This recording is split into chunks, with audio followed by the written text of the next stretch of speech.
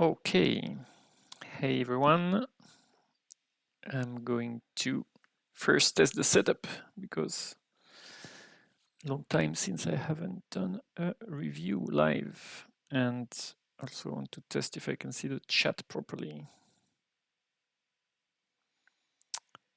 So if anybody is looking at this and can tell me in the chat if it works for them. But let me first try and get this to work.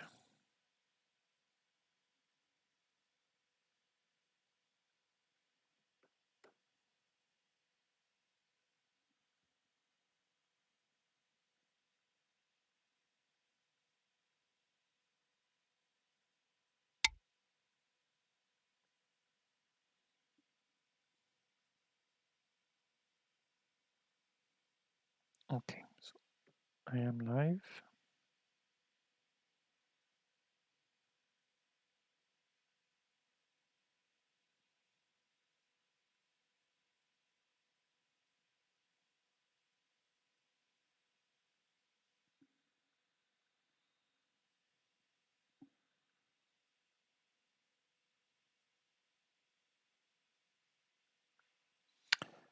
Sorry, I'm struggling to check if everything seems fine on Twitch.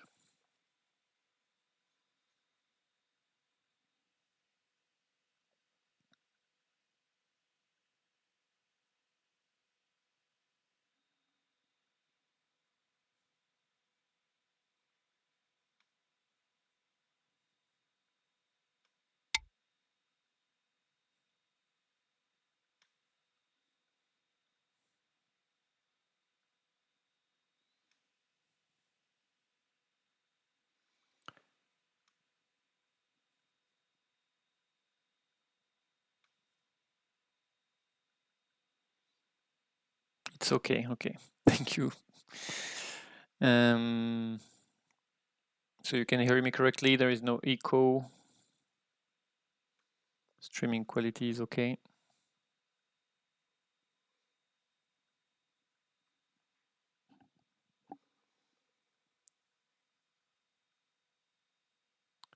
There might be some lag maybe, I'm not sure.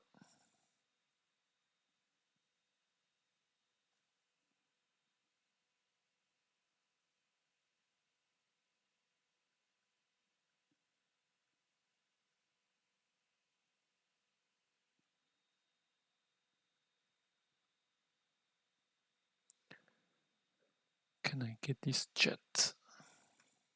Yes, all good, okay. I don't know what's the lag between the moment you hear what I'm saying and the moment you are posting. For now, it seems like there is a big lag, but anyway, we'll see. So can I get this chat somewhere? Maybe here.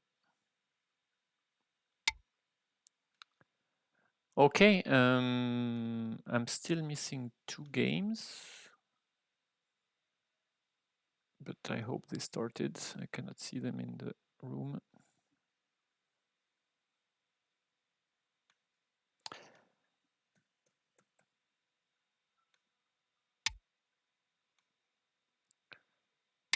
I don't know.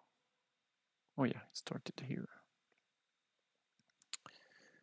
So I was missing 2 games which don't seem to open properly in the room, but they are started. Let me just pick up the IDs.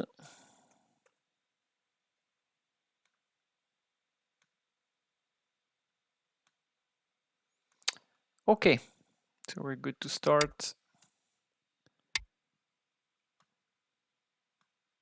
So hello everyone, this is an event organized by the Club Stones in the Shell and the IGA, Irish Go Association. We are currently playing 7 games together in parallel from players ranging from 3Dan to 10Q. So it will be an exciting set of games. We have tried to do the pairing to be as even as possible, so it's only even games. And we'll see how it goes. Good luck to all.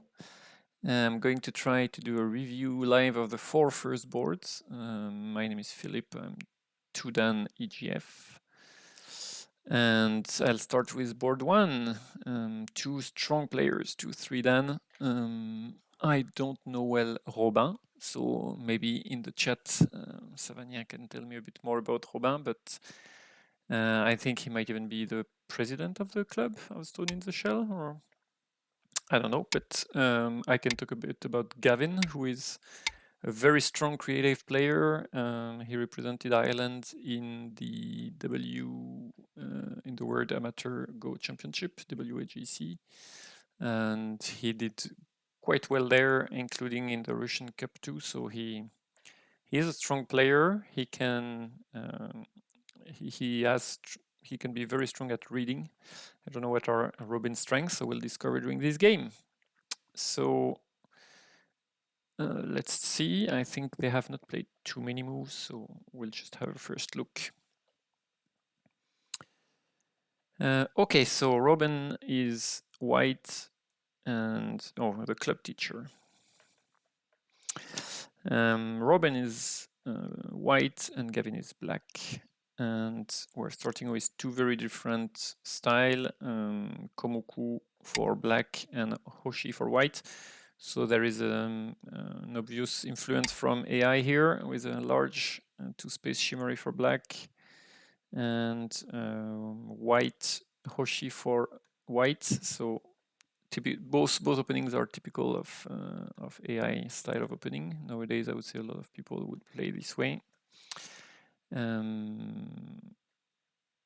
So at this stage, there are a few usual points I would say that we can have a look at. One is just the approach here, which is the classical weak point of this black shimmery. But you don't have to play it straight away. The other, I would say, usual would be to approach the other Komoku to avoid black from doing 2 shimmeries. Feel free to add comment in the chat, because usually we do this comment with two people commenting. I'm not used to do it alone. And otherwise, of course, white can immediately just make himself an enclosure in the top left to kind of reduce the capacity of black to extend its moyo on the top. So that would be the kind of 3 main moves I would be thinking of. In the game, white goes for the approach, but goes for a very unusual, well, quite unusual move, which is the low 2-space approach. So this used to be very common in a few centuries ago, and then it disappeared, and then it came back. Somebody like Go Seigen loved to play these kind of moves. I guess the main idea is to prevent a pincer. So when you play this kind of move, the main change I would say compared to this approach is that here you have a lot of possible pincer, which seems a natural extension from the black shimmery. Whereas with this move, it's a bit more unusual to pincer. You can still do it. What's the sequence? Something like that.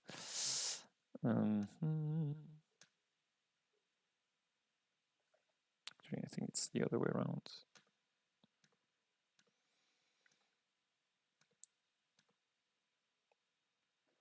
Something like that, but you can have a few things. You have a few variants here, I guess. But overall, the pincer doesn't work as well as I would say, because it doesn't put so much pressure on the white stone that can be easily sacrificed.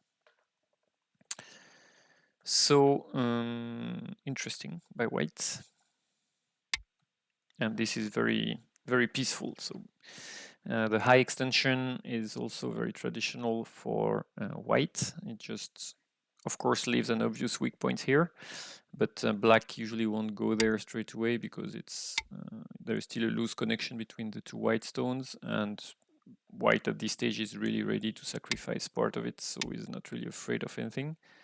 But obviously, if black approach, which is what he does in the game, it puts quite a lot of pressure on this shape. So the idea is to stay light, to be able to keep an eye on the center. And it's very different if you play something like that, where you basically have to add a move here immediately. So when you play this way, one of the ideas is to keep Sente.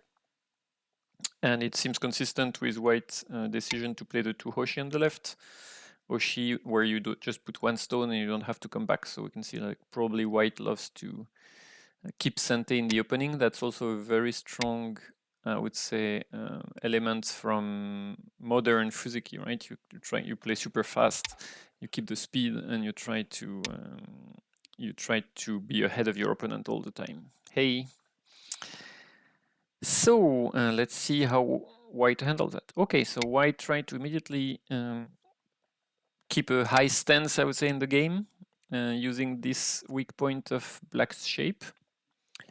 Interesting. This leaves an obvious an obvious weak point to split the stones, but right now white is not afraid of that because black shape itself would not be great. There is probably something here which we can feel that black shape won't be great in the end.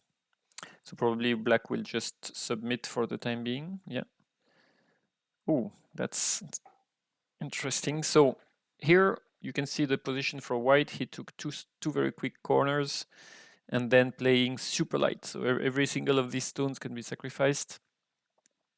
White is basically trying to limit, if you look at the overall board, the white is really trying to limit what black can do. Just, pushing black to play stones low, to play stones on the second line, and keeping a high stance. And actually, that's interesting to see that black is willing to do it. So we could imagine plenty of other decisions here for black. One of them being to try and split the two groups to, I don't know, maybe something like that to trigger an attack. Or to play the usual shape move, I would say. Maybe white would keep a high stance again. Hello.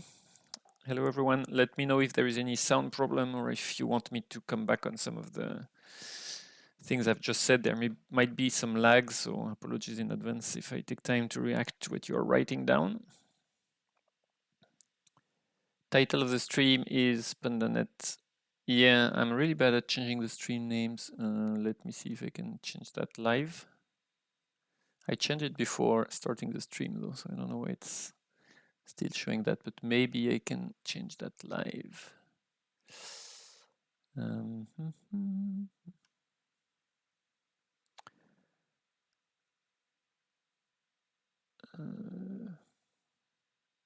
I edit that? Yes, edit. Stones in the shell, island. Okay, I updated that. It should be better. Thanks for confirming about the sound. So yeah, I was expecting black to play like that because it would probably give black Sente, like playing a big move like that. But yeah, obviously it would make sure it would put black into a very, very isolated corner situation. So black just went for the easy way, take points. That's a strategy that's very common from people who like to attack. Some people think that to attack you need to basically have a very aggressive stance all the time. It's usually the opposite. You would be very very peaceful at the start, take solid positions so that you can counterattack very strongly afterwards. I know Gavin, I know he's a very strong attacker, so it seems consistent. Now he's just taking points. He's keeping the attack for later on. Thank you, Stone on the Goban. I guess that's Camille, right? Yeah, typical Irish overlay. So let's see what white did. So where would you play as white at this stage? I think it's time to approach this M17 weak points, right? From the Shimmery, it's really tempting. I think I would play that. But white went from the slightly, I would say, tighter move, Keima, so taking some points, or at least saying this corner is mainly white, and it's still from afar reducing the overall black potential at the top. So it's the same idea but less risky, not allowing black to trigger any attack. Okay, so black approaches. and goes out. Okay. I guess black really doesn't want to let white create a framework. If black goes the regular way, you can see two problems. So you all know this Joseki, I guess. So the first problem is all the stones from black on the bottom are on the third line or even second line, so they're very low position. And overall, it's let's say even something like that. It kind of connects naturally all white stones on the fourth line. It gives some friends 2 and 4, so it makes white play consistent. So black is playing in a way where he's basically not allowing that. Oh, and he's preparing for maybe a counterattack, but that's I know a new kind of Joseki with a 2-space jump here. I know nothing about it, so I won't be able to help a lot. I know there is a weak point at d3, but I don't know all the sequence going around. Oh, well, black plays it straight away. Okay. So I guess they will show us the Joseki, right? So I don't know what's the exact aim of this move. So if somebody in the chat knows, they can let me know. I think, I don't know. So obviously white doesn't like the regular sequence, which would be like that. And then black has at some points needs to, well, he can play that first, but needs to kind of secure the position. So I don't know why white didn't like that. There must be a reason. It's true that these two stones don't accomplish much. There is still space in the corner. Because of the stone at n2, there is no big potential on the lower side. So I guess these two space jump allows white to maybe have a more, I would say, to change the direction of play.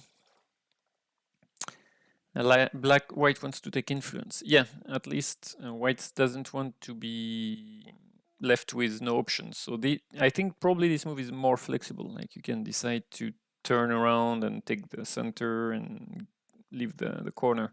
That would probably please black, who is happy to take points. Yeah, that seems to be what's happening there. Okay.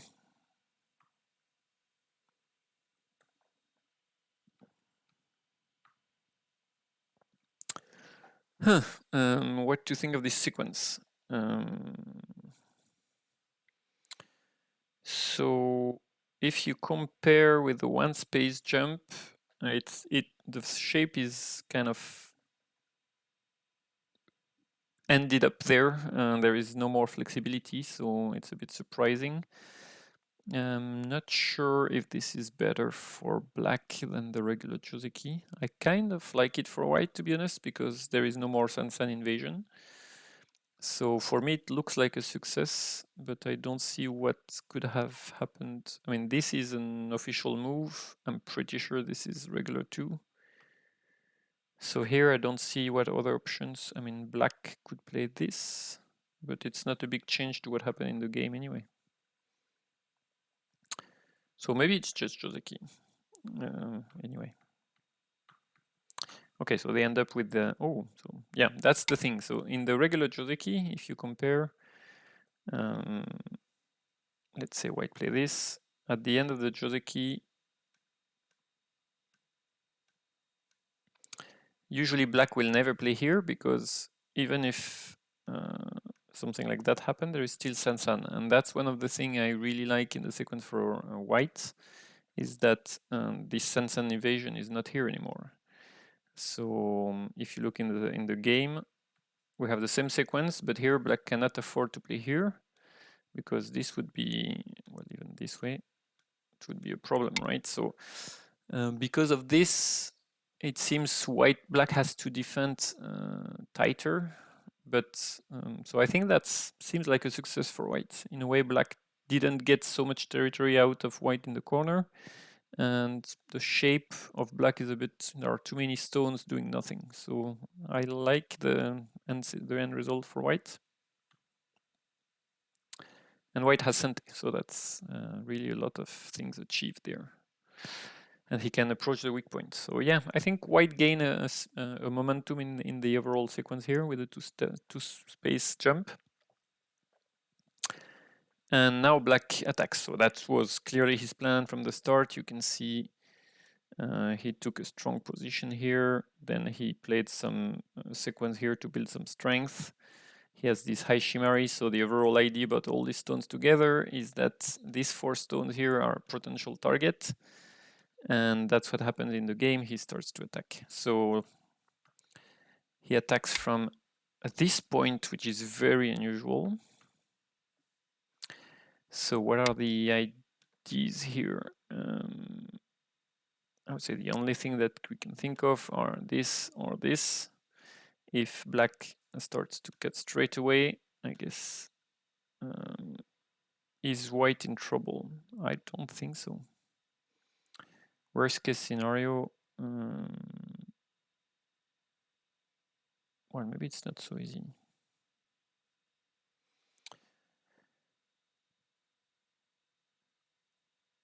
So I'm looking at options. I'm thinking something like that, which would be a bit dangerous, but could be interesting. Otherwise, you can think a kind of driving Tesuji, but these white stones are now completely isolated. Or just play this way, but that's a problem too. So yeah, not so easy for white. Okay. Well, that's the game actually, so we don't know what's the next move, but that's where we are. So I think we can leave it here. We'll come back and see what the attacks creates, but at least black got what he wants, which is an attacking position on the right. He suffered a little bit on the left, so I think the game is for now reasonable for white, but let's see how the attack unfolds. And let's go and check boards number 2. Actually, board number 2 is actually, they have played super fast, so we have much more to see on board number 2.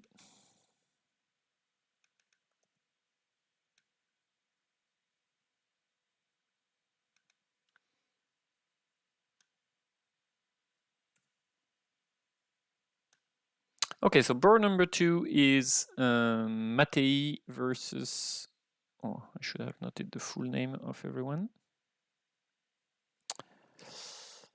Mattei versus who?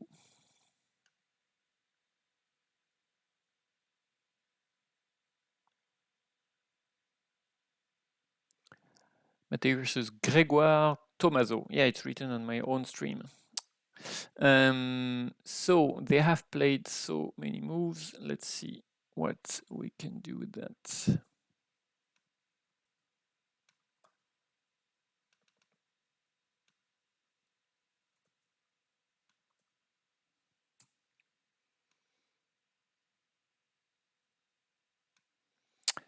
Okay, so Mattei is living in Ireland for long. He's actually the Irish champion for 2 years in a row. I don't know much Grégoire. We'll see his style during the game, but Mattei has Fuseki maybe is not his strong point.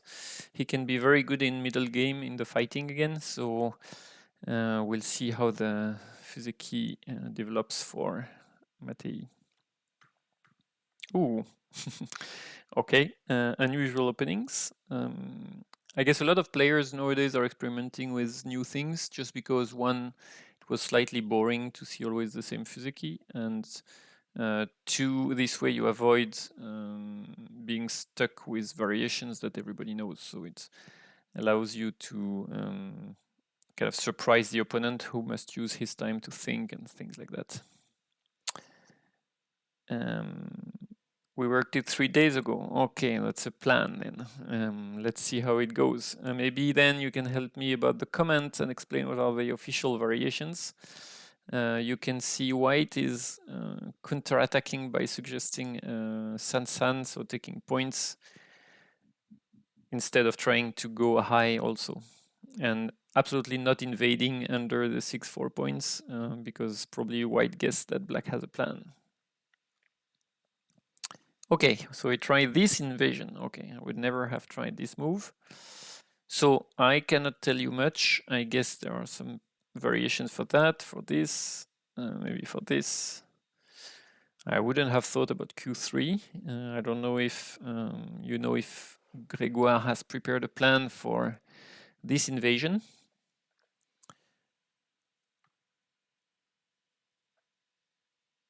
No known variations. Okay, well, we'll see how it goes. Yeah, so this could be expected. That's why I didn't like Q3 too much. It's like playing super close to the stone, so it allows black to immediately try some tricky crosscuts. So, what are the variations here? Obviously, if you play from this stone, black can immediately capture. I'm not saying it's good, but that's at least something that can immediately happen. So I'm not sure it's great for black, to be honest. So, and that's one variation possible. I kind of like it for white, to be honest, because black was here first. And the good thing when you play this way is it's not super clear what black can do. So black can play there and surround. I guess that's one of the option here. Maybe like that. Black can take the outside, so that's the problem. But yeah, if you play this way, maybe this, yeah, you will let the corner to white, but surround the outside. I guess that's one of the main point about playing this 6-4 stone. But white plays here, so that's seems to lead to only one variation that I can think of.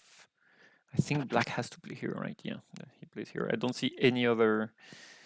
Hey guys, thank you for raiding. Thank you for coming. Feel free to ask questions in the chat. We are commenting these games from Stones in the Shell playing versus Ireland. So 7 players versus 7 players, and we're on board 2. So yeah, this variation seems really straightforward. So I guess that was the plan from black, having an outside. I think that's just a key, to be honest. It seems like not so different from this variation where you would come here and then do something like that. So it's not exactly the same direction, but the result is the same. I think the main difference is in this variation, black end up in Gote. What's Stoned in the Shell? That's a French online club, I guess. Savagnin, who is, I think, the president of the club, can explain more about it. And that's a great club with plenty of events and training, and very active on the Go scene. So yes, very similar, except that black ends up in Sante, but his shape, I mean, can be attacked. So I probably at this stage is very Joseki and very balanced. Okay, so black try to extend his lower side. Oh, okay. In this situation, I kind of like as white to play here. First of all, because it's Sante, and then it reduces the potential on the lower side. And it would give ample time to maybe, I don't know, either come here or extend the left-hand side, create a moyo. So Semi-Mune's club versus the whole of Ireland. Good, good. Yeah, the whole of Ireland is pretty much the size of a club. So that makes it quite even.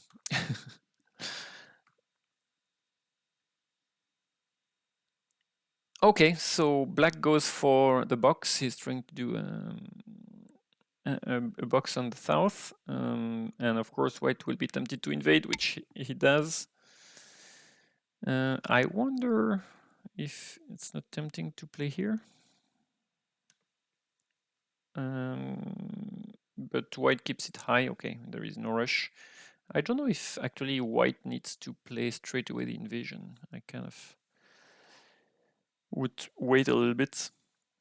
Maybe play very solid. I don't really like this variation for white. That's why I prefer to play here. It's like, it's in one move, you reduce the potential on the south, and then you can play elsewhere, you gain tempo. These variations, usually you lose Sente. And even like that, there is a very bad weak point here. It's difficult to know how to handle this move because you quickly end up with I mean, like if you play like that, your shape is horrible. So this weak point here makes this sequence for me very bad usually, so I prefer to add a move, but then you lose Sante. I would play G2 first as well, I think. Yeah, it's. I wonder when white plays here. You know, it looks very slow. Actually, I wonder if this move in the game seems quite good. It's like enlarging the box, and this white stone doesn't have any base, so it's not easy for white to know what to do. Savagnin, French wine. What else? Yes, a French grape. French wine actually, or a French grape. Savagnin. Yeah, it's French grape, right? From Jura, I think. Very good, very tasty. Okay, so white plays very lightly, which is consistent with the fact that he played J4. So yeah, there is really two options, I would say, to play this kind of move. It's either you go on the third line, try to get a base, and try to prevent black from having a base, or you go very high. But that's why I think it's a bit early. You get attacked straight away. But for black, it seems important to at some point get a base, right? You don't want to get white peep you at G2.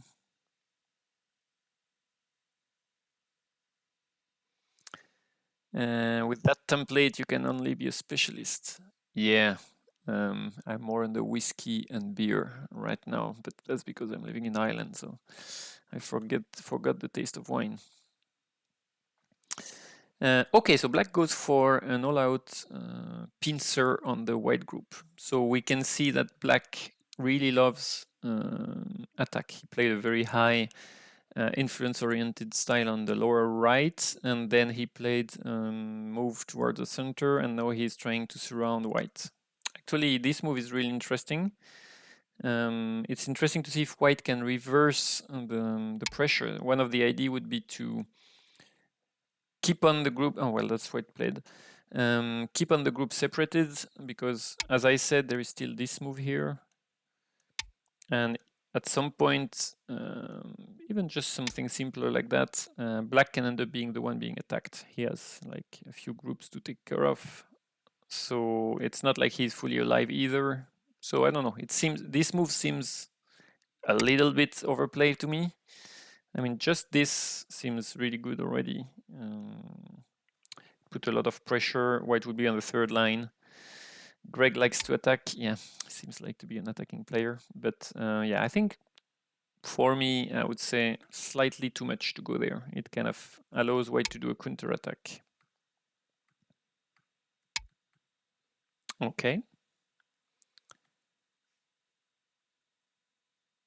This move looks a bit slow. This Kosumi. That's a very tricky game to comment, right? I don't think white is in any rush. I mean, there is no pressure on white. He can probably leave with this move at any point. So I don't think white is in big trouble at this stage. I think he could play that. You cannot imagine black cutting, right? He would be himself in a strange, awkward shape. And if he plays something like that, then you can probably extend. This Kosumi looks maybe a bit slow. Okay, and white in a typical Matei fashion also counterattacks very strongly. So I think Matei and Greg will have a nice, a nice time together. They seem to have the same kind of style. I think I would peep first again, just to make sure this is, you know, done.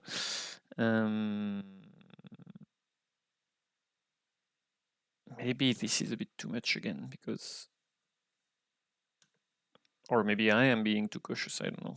I mean, these guys are 2-2, so they know what they are doing. But yeah, this Keima, well, it puts some pressure for sure, but it leaves some cutting point for the future, and no black is strong on the left. So this being said, it's not easy to know what shape move to play for black at this stage. But again, black at any point can leave by playing a move like that. So it's not like, I think I would just push and cut, just because I have nothing to lose for now.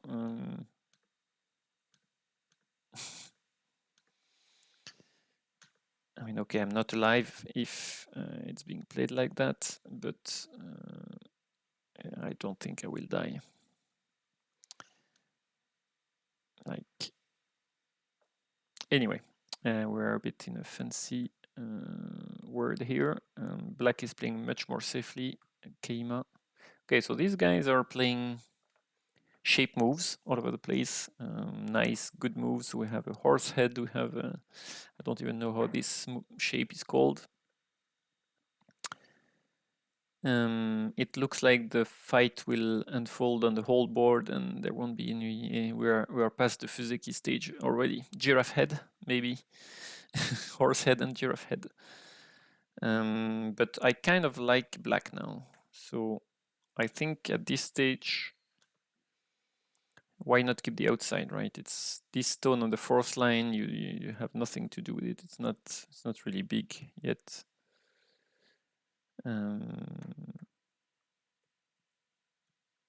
This you have to run with two groups. I like the idea to have no more. Basically, if you play this way, you have no more groups. You have one group which is already outside, and this is not a group. This is just a stone. And it's not like you have a strong attack on black anyway. I mean, he again, as we said, he can leave at any point. I guess white wants to keep an eye on this group, right? And for example, something like that. I don't know, and create another group to trigger another attack.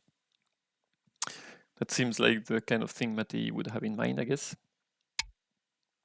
Anyway, so they still run, playing shape moves.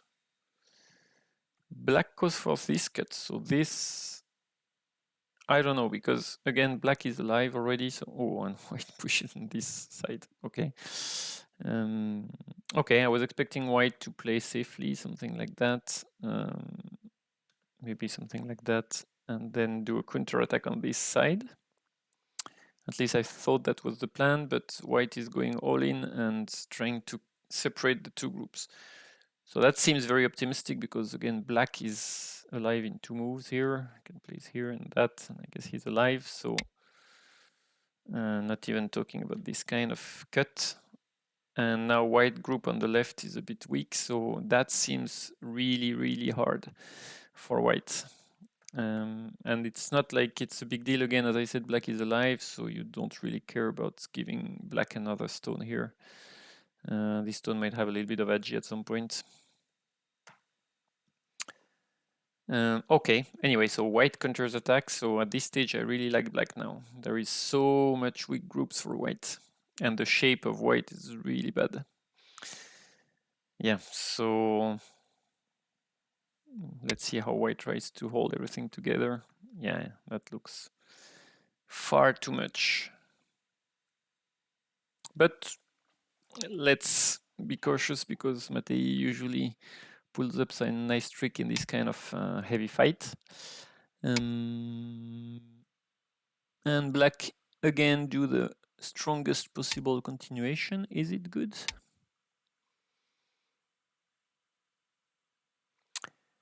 The reason I'm not sure it's good is like, for example, this kind of move becomes Sente right now.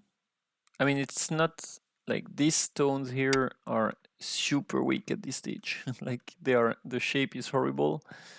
So you really don't want to save them, right? If you start pushing out this way, which is white white does in the game, the result is really horrible. So for white, well, I mean, for white, I would not have Hane. I think I would just play this way. I think I would try to counterattack now because this is a ladder breaker to capture the two stones.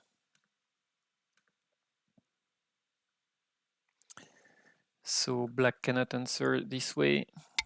He can try things like that, but that will can become messy for the ladder. So, but white goes out with these stones. Okay.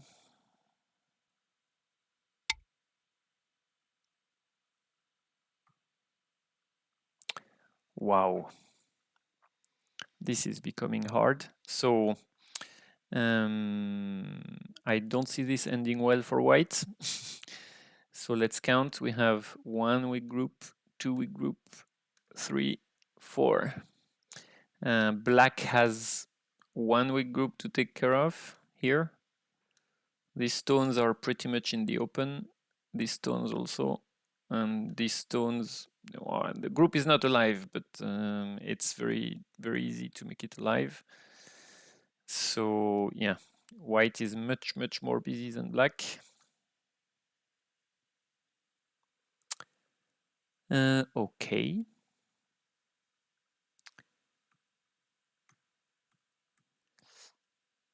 Yeah, I think white had to.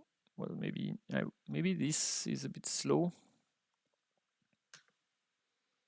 I mean, this way you can eye a counterattack on this group. I think that's the only hope for white now, is to hope to do something on this group, right? If you just let black consolidate everything, first of all, you don't have many points, and then these two stones at L12 will die. So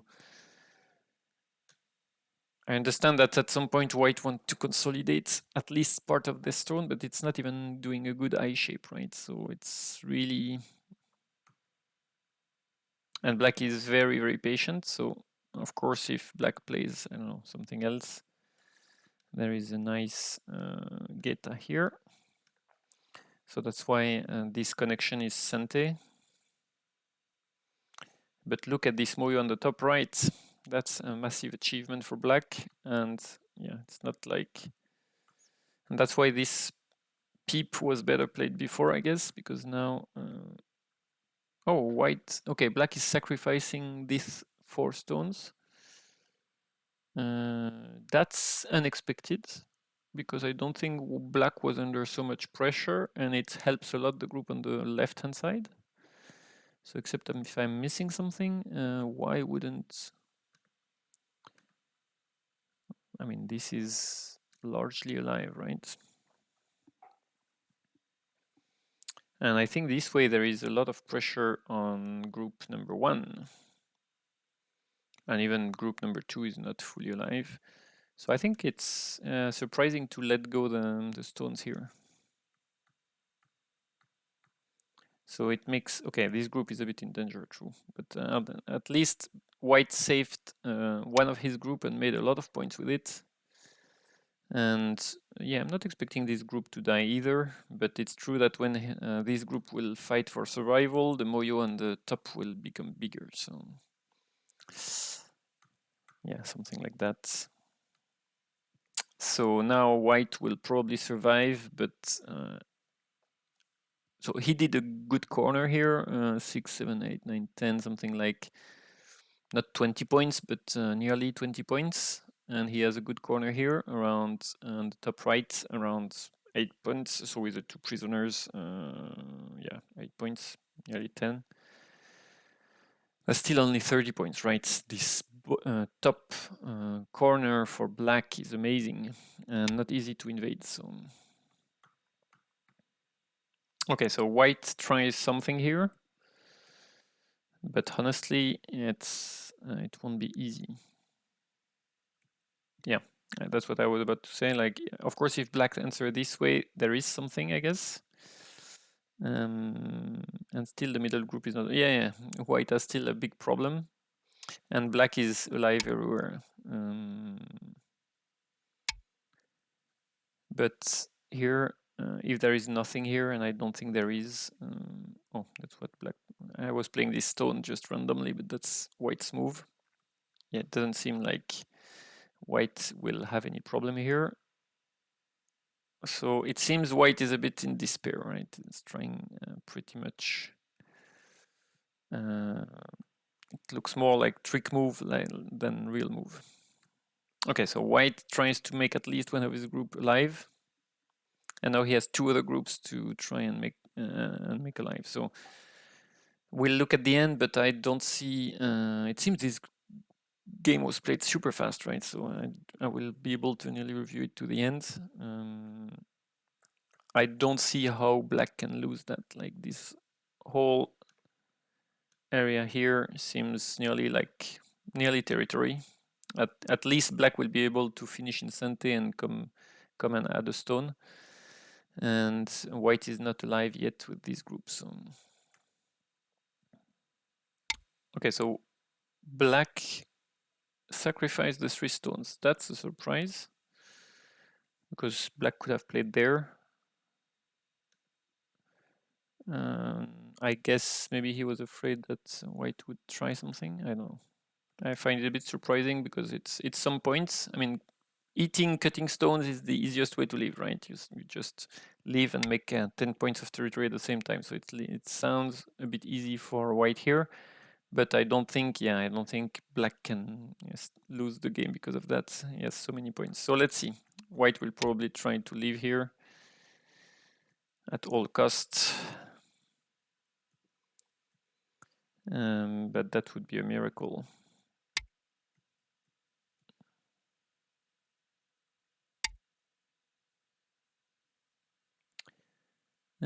Okay. Yeah, I don't see two eyes here. Okay, so white is dead. Black played very, very solidly. He was solid all over the place. Everything was connected. Two eyes, so no real danger here. And so white is trying something here. A counter attack on this group, maybe. That's his last hope. Or on this group.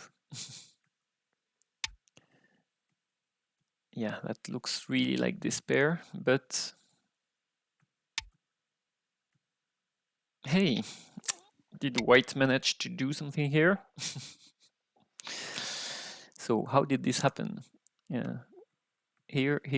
Yeah, I think black could just block, no? Am I missing something? Oh yeah, there is this cut here.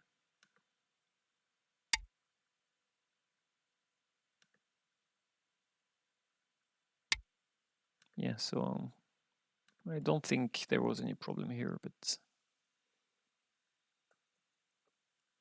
okay, I don't know. Maybe one of the two players in Byoyomi, because this seems like it gives a little chance to. Oh, we have caught up with the game. So actually, white at least managed to pull up something. Typical Matei here to find a trick in this kind of complex moves. So what can happen now if black cuts? This is Sente, and then this is Sente, and then there is a problem for black. So of course black can play something like that and try in Sente, but then what? Not so obvious for white to do anything interesting. Even if he connects everything, it's not like there is a massive result out of it. So I guess black should just be careful and play something like that. And yeah, I don't see. Oops. I don't see this being even if black loses these stones.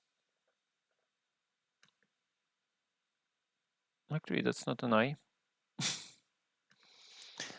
So this group can still be killed. Okay, interesting. So white really found something with this move. I don't know if I think there are some easier response for black. I don't know why on this. So of course there is this group on the right, which is not technically 100% alive. Maybe even like that.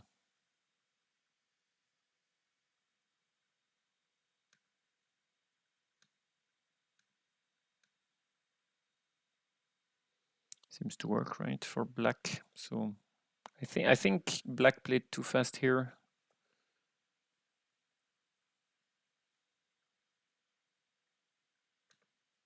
Like this. Because now you have a connection at the bottom or at the top. So here, yeah, this move was not great. It allows at least white to try something. And yeah, somebody is asking the question, even if black dies here, is it enough for white to catch up? I'm not sure. Black could capture at n1 instead of m4. At n1 instead of m4. Yeah. Well, I think, yeah, just this, for example, works, right? At least you leave. You can always leave here. So you have two eyes on both sides. You should be good. Anyway, so in the game, oops, that's more variations. So they are here. So we'll see how black handles that. But yeah, as somebody pointed out, I think even if this whole group, oh, so black played this move, yeah. So I think that's a good move. If white connects, then black can split and sacrifice something like that. And this move.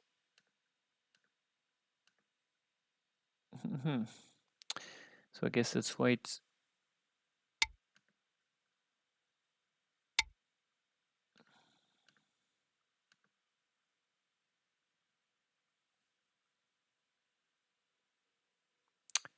So yeah, I think white loses the semi in this kind of situation. There are also these 5 stones. Okay, so I think black found a good counter attack here. Again, I think this is a game for black at this stage. White overplayed basically. Okay, let's have a look at game 3. So game 3 and game 3. So game 3 is Stefan Nolte Shin-Uto against Robin, another Robin B. I was puzzled at the beginning by the nicknames, but there are 2 Robin B. This is Robin Bacardaz and not Robin Bonjean. Okay, so what happens here? Robin Bacardaz is black and Stefan is white.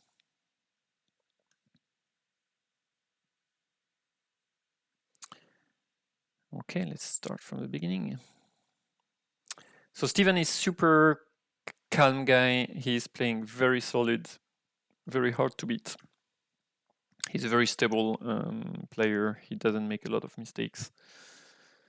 So I'm interested to see how Robin handles it. I don't know Robin at all, so if you want to talk in the chat about his style, feel free to do it. Oh, I was just saying Stefan is super calm and he's playing a Taisha. Okay. Okay. I guess he prepared that for the game because he came straight away to approach and then triggered it. So the Shisho, lots of the ladders are good for him. So it looks like something that was prepared, right? And he's going for the more complex variations. So yeah, definitely something prepared.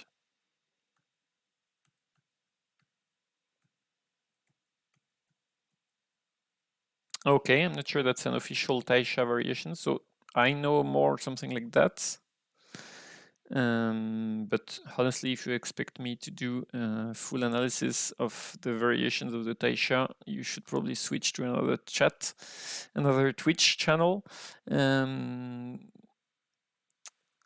This variation seems to put much more pressure. I guess it's possible when you have good ladders or something like that.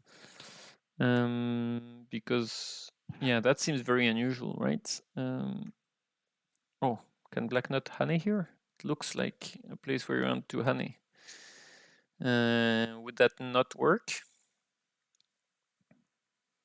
So is there anything to be scared of?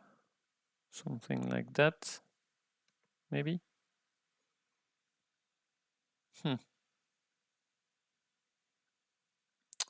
Yeah, that's annoying. So, actually, you want to play honey here, right? It seems super big too, but you don't have time, so maybe the Toby is good. I really want to play the honey though. Robin B, please go since few time and he learns with Robin Bonjean. Okay, so we have a Robin B, teacher of Robin B. What do you think, guys, here? Or another option is to push and do all the other, no, that seems bad. So maybe just like that.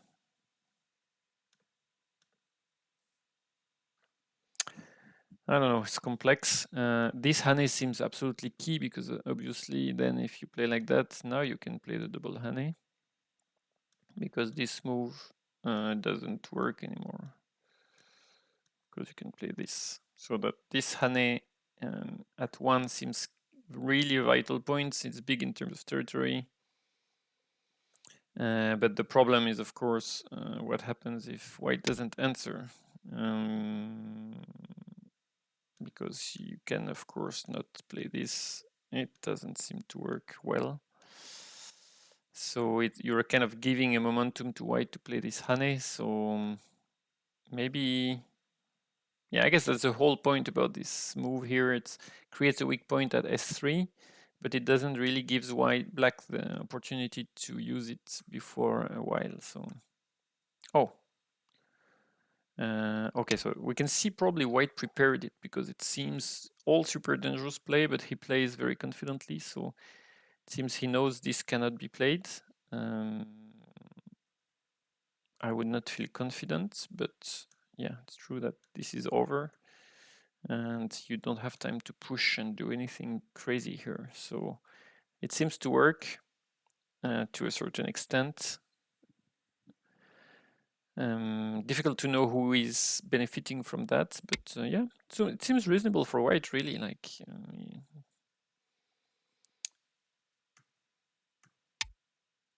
okay, another. That's the Tesuji of the day, right? You're playing in the middle of the Toby, create weak points. I don't know if, again, the idea is to create this kind of additional forcing moves. So we can feel this move is going to be super big, or even the cut. But I have the sound of a game somewhere. I don't know if you hear it.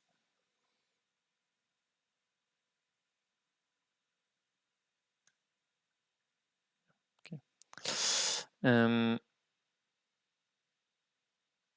Oh, am I looking at the wrong? Are you seeing the good stream? Yeah. Okay. So white is playing in the center now, which is the result of the Taisha usually, right? So I don't know if you're seeing the good stream. I'm seeing something strange on my screen, so I'm just going to reload.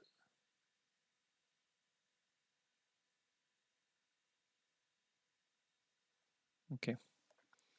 Okay, so white cuts.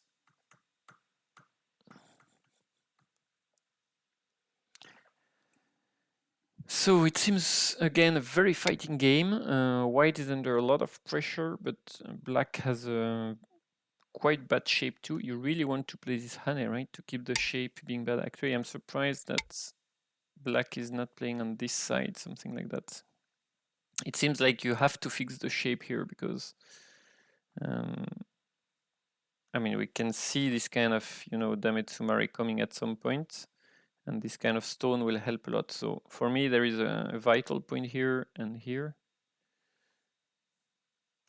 And I really, as black, I would play it straight away in the middle, because if white answer this way, you can even peep. And it's not like the shape is in danger on the right. So I think this move is a mistake. It's like not playing on, it's playing from the strong group. Of course, it's building up some potential on the top, but during the fight, you have to kind of strengthen your weak group first, right? So this kind of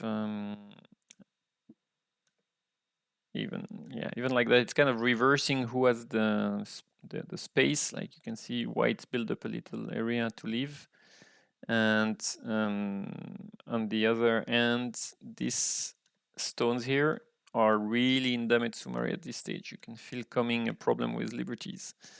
So, but white played the peep. That's another way to try and exploit the weakness. I still think the Hane was better, but let's see how it goes. Okay, so they are chasing each other, trying to find the best shape to keep the chase, because basically one of the big problem when you're chasing is what happened if at some point the group is in the outside and in the air, no more liberties issues, no more space issue, and then you have built up nothing with your attack. And that might be what's happening now. So it's not very clear. Both players, it's not very clear what they are getting from the attack, right? Black is pushing white in this area, but initially he played this move to build up a potential. So we can see this move is slightly wasted at this stage. It's not doing anything. But white also played from this area, which is a bit strange because we're not sure what he will do with that either. So the attack seems a bit focusing on just attacking, but the plan is not super clear. So black at least made some potential points here. I guess there is still a bit of options for white to play a Tsuke like that. I'm not sure if he can do better than something like that for now, but that's not the moment to play this kind of move. You want to stay focused on the fight.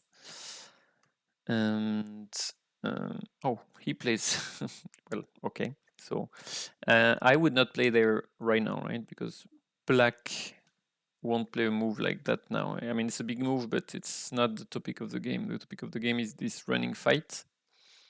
And you need to get at least for white one of your two groups out. You have 1 and 2 groups which are potentially to come under attack at some point. You need to get one safe so that you can, I don't know, eventually try something on this one or this, but you need to take care of your groups first, because here it's absolutely sure you will end up in Gote. So that means that black will be able to counter-attack here or secure his groups here first or play here, and that means this whole quarter of the board will become a new area where black will take the lead. And there is something similar happening with Matei in the other game, where basically you lose the tempo in the attack, and because of that you completely lose control of the game. And I think this kind of move at R17 is the reason for that. You focus too early on territory, and it's too early basically. You have to remember territory is the result of a fighting game, and not you should not focus on it too much too early, because then you will lose control for the full second part of the game. Okay, so black just took Sante as planned and is now trying to make something out of it. Okay, so now we are just in the life and death situation. And white is alive because like if you really want to try something, you have to play there. But then there is another eye here. So it's not like black can kill white. But black Hasante has played L14. I'm not sure this stone was the best choice, but at least that's another stone. So now black will be able to counterattack on the stone in H6. Okay, that's the softer move black could play, right? Other options: take territory here and threaten to reduce a lot the potential territory at the bottom. Strike at a vital point, but there is a huge risk that white will try something like that. And of course, just play a Toby to connect everything and let white struggle with his stone. This one is like, I mean, that I think white can play here and here. Black doesn't have too many options except doing Ataris all over the place. Of course, there is Shisho for now. Sorry, this was a bit too much, but well, maybe this, like, it sounds interesting. It's not easy to know what to do with black. White goes for this. Okay, looks to be slightly off the vital points. Like black can just, you know, let it go and take the corner territory, and still the white stones in the center are not settled. Okay, white goes for the Sansan. So what happens if we go this way?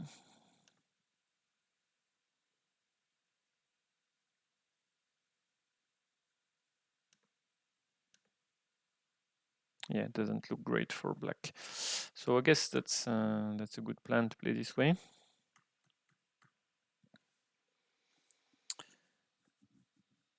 Irish victory at board 5. Okay, thank you, Savania. That's the first win. What happened on board 7, for example? I think they were playing super fast.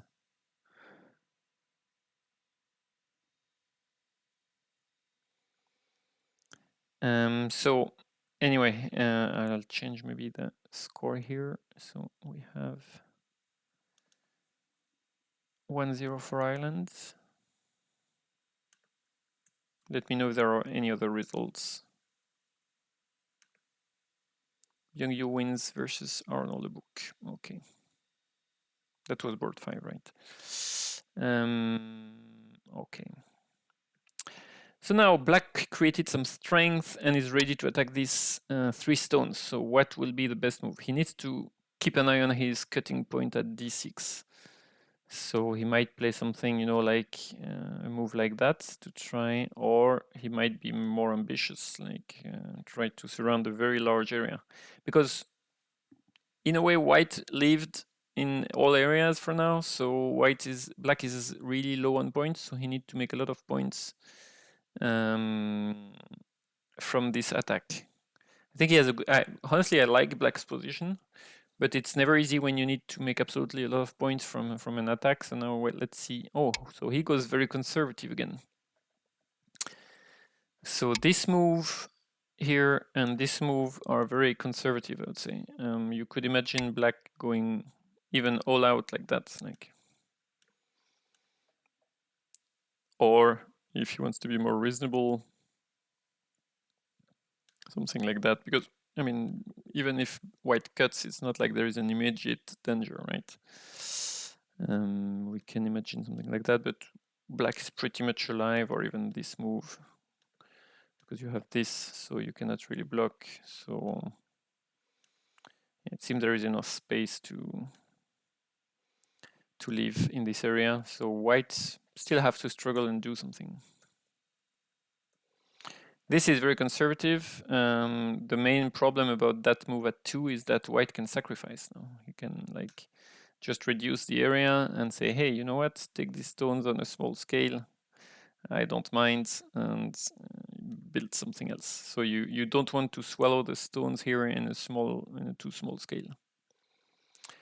So Steven is staying very calm, playing Shimmery. Maybe white could have gone a little bit. Yeah, it's difficult because black is strong, but this seems to really call for the 13 reduction. Okay, so that's a nice area now for black, but white has made a lot of points too. So I guess it's the kind of game where you need to count. So if this bigger than playing there, that looks super big. Okay, so white plays like he is winning. So I assume we should count. Let's say this area here. White has all 4 corners, true. So this is 20 points, no more, because there is still a cut here. So 20 points max. And let's say 7 points here, or 8 points, 28, 36, 25. So nearly 60 points for white. Maybe 2 here, 3, but let's say 60. We can probably assume there is a border here. We set border here. So how many points in this huge area if black can play up to here?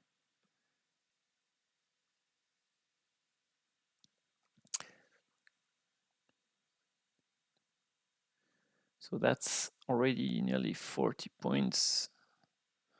50, 60. Yeah, so black is far ahead, I think, at this stage. So I think that's a bit conservative by white to play this way. Yeah, black is going to enclose this area. And now it's a very difficult game for white. There is no real way to try something. So of course you can try and come in this area, but I think black can enclose everywhere. So let's see what if white finds an entry point. Because if he doesn't, if all the borders are just closing naturally, there is no way white will have enough points. So he must find something. Okay, he did find something.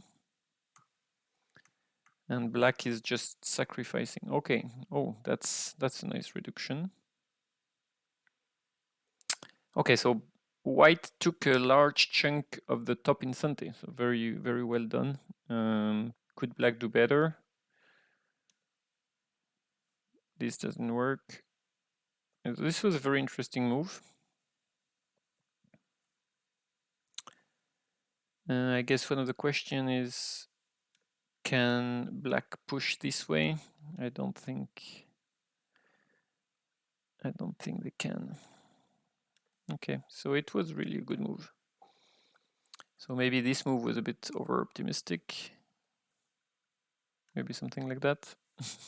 It's easy to say now that we have seen white doing a nice sequence here.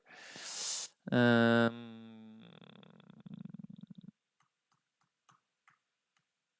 I guess black in that case should probably just play something like that and take another big points. But I don't think it's enough for white.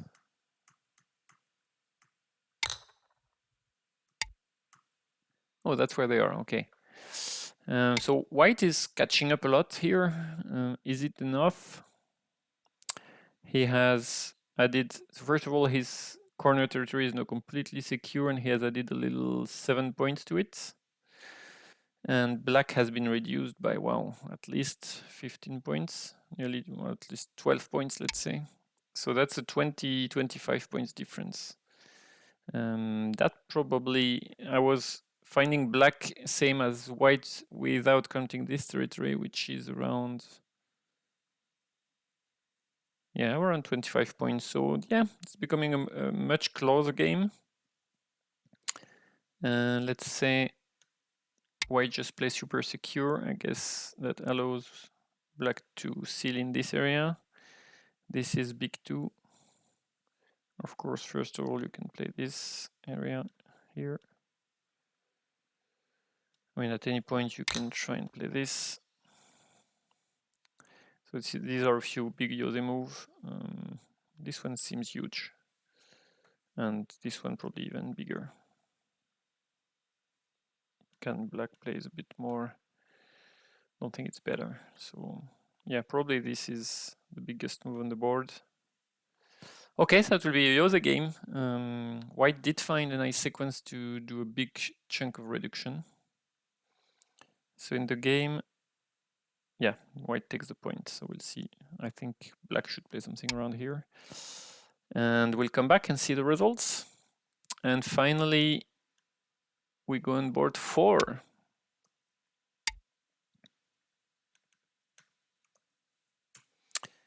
So Neil versus Pablito.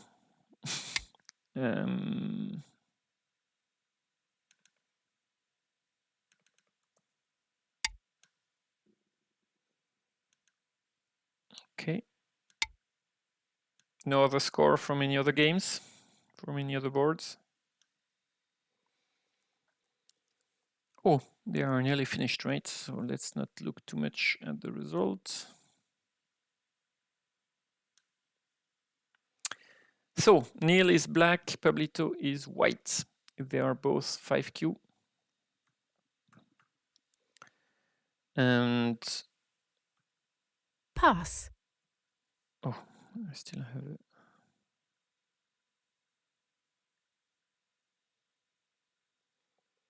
I have the sound of a game somewhere.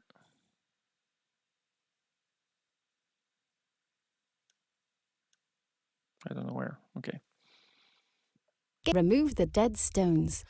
Will there be a comment of board 5, 6, 7? No, I won't have the time. I guess we'll just focus on 1, 2, 3, 4.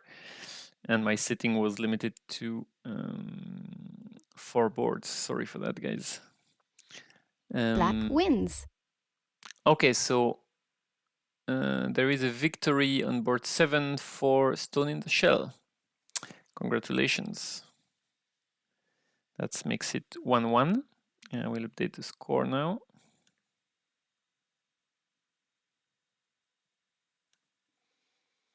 I think that's the two only results we have, right?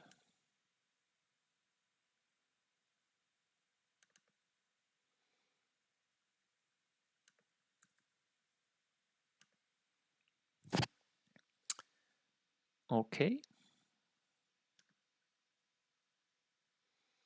So let's go on with the review of board 4.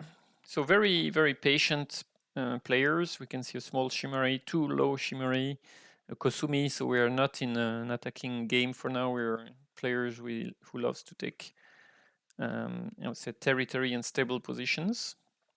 And of course, this leads to interesting direction of play questions. So this is one of the moves to attack this shape. I think this is also an interesting one. And also this one. So I'm not sure which is the favorite of AI at this stage. Kind of remember this one, but maybe I'm mistaken.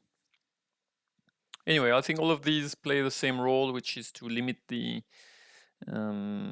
capacity of this white Shimari to create something on the top, and usually white will quickly settle in the corner, yeah, with this Kosumi. And as you can see, the shape is not completely settled, so in the future you can have this kind of move, and yeah, you can see the white shape is not perfectly settled, or you can play this first, and so you can see the shape is not great. There might even be fancier way of playing that I don't know of. Ireland 2. Oh, who is the other board who won? Anyway, so white secure his corner, but again, it's not perfectly secured yet, but it's good enough for now. And black extends. Okay. This seems maybe a little bit over-concentrated in a way with the sequence at the top right. I would prefer to play something like that, kind of creating O'Neill won by half a point. Okay. That's the game we're reviewing, so we know the end. So it's kind of creating, you know, a kind of line of connection between all these stones. Not of course, a real connection, but it tends to. And it works well with these stones to create a box. So I kind of prefer the jump.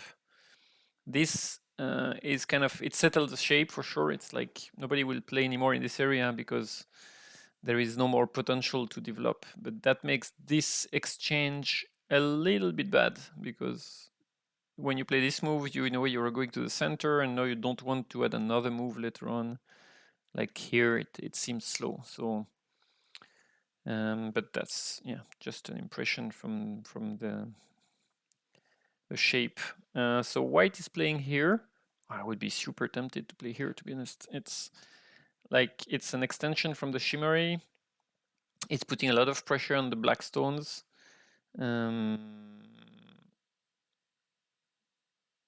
Okay, yeah, board 4 and 5 and 7. Yeah, that's the same results I have. This area, of course, there is a little bit of potential for development, but it's on the third line at the top, so it's not like you're going to create a huge moyo. So I think this move is more urgent than this one.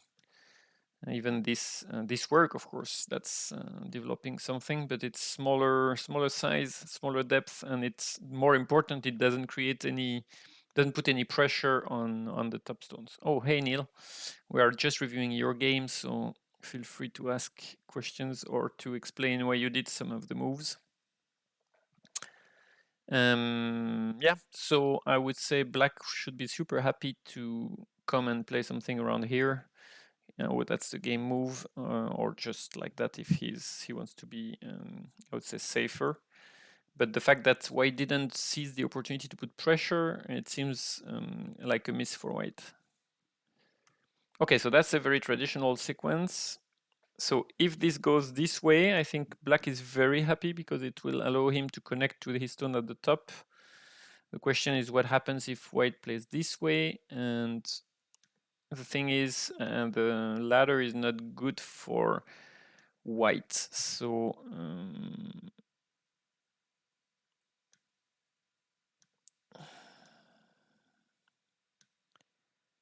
I think that's the sequence, right?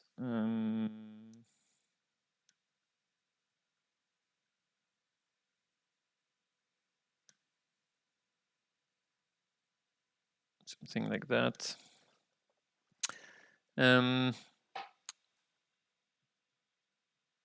So of course there is a ladder somewhere, which is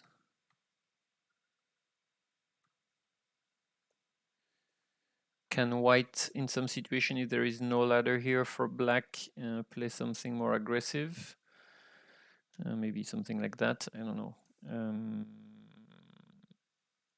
But here all the ladders favor black anyway, so white could have gone for that. Is it better than the game? I don't think so. So okay, so black played this way, white played this way. G3, sorry, somebody was explaining one of the potential variations. So you would play there. Yeah, and if black cannot capture in a ladder, I guess that's a very good result for you. If black doesn't have the ladder, G3 the move, okay. Yeah, so that's the thing, but if black has the ladder and it goes like that, is it better for white than the sequence in the game? I think so. Personally, I think I would still go for that sequence. Is that the move? Yeah. Because you can still extend here, put pressure on the white stone, and this area from at the top, at the bottom, it's not like it's difficult to reduce. So yeah, I think I would go for this sequence, because this one is really helping black a lot. It's like helping black to do exactly what he wants, which is to reinforce the group at the top. This move is a bit strange.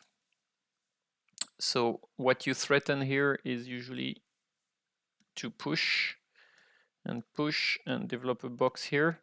And because you have this stone here, it makes it very difficult for white to play the Hane at 6, because you end up with a very, very ugly shape here. So that's one of the main reasons for usually white not playing b3 but playing something like that and then capturing. But in that case, that would be great for black, because he could actually, maybe he could even push, but he could consolidate all his connection on the left. So in the game, this move is a bit strange. Usually you would push here, and it's not so bad for black because there is a super strong position here, which reduces the potential moyo on the bottom. And it's not like black has nothing to do. I mean, black can absolutely develop the center, even push one time more, maybe.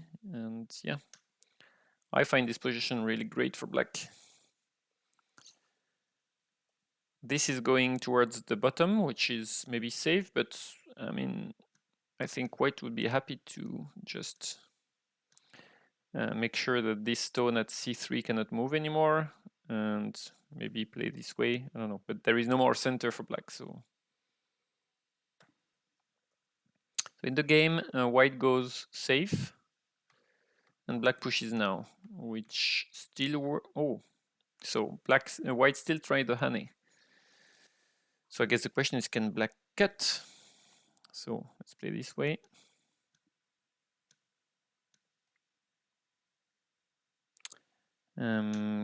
What happens now? Something like that.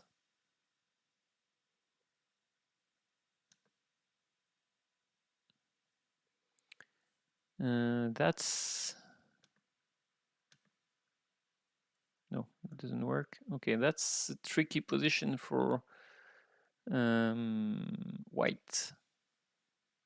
Do you have to play that? Yeah, I don't know. I wouldn't like to play as white here. So I think this Hane is really something you cannot play in this position at all. Even with the stone at k3, it's still dangerous. But this is a bit too nice.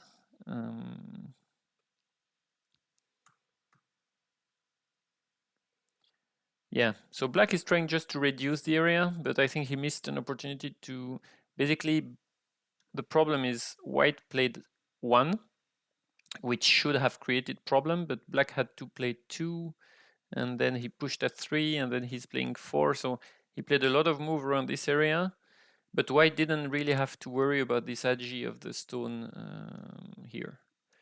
He just built up the territory around naturally, and the agi was killed by the natural development. So that's something you should avoid. When you have agi of a stone, you must always keep in mind, how can I use this agi to the maximum? You basically sacrificed one of your stones, so you must make sure that it's not a loss, that you're going to use it to its maximum extent. And I don't think black is doing that here. Black is sacrificing it, but on a very large scale, and particularly this moment, like you feel if you don't cut now, you will never use this agi, so you have to do it. So of course, maybe there are problems that I don't read, but if I look at this sequence, I don't see white playing something else than 2 and this move. Okay, we win board 3. Stone in the shell win board 2. I'm not surprised because we left the game where Matei was in a very difficult situation. And board 3 was the one we looked just before. Okay, so in the end, white managed to reduce the monstrous black area. Very good from Steven. So yeah, I think white is in a difficult situation here.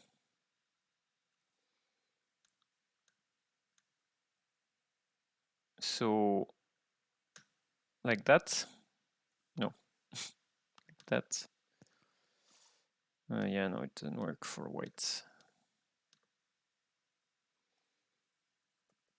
So maybe this move is a bit too ambitious, but at least you can play here, here. It looks really dangerous for white. I think black should have cut. Anyway, let's move on. Okay.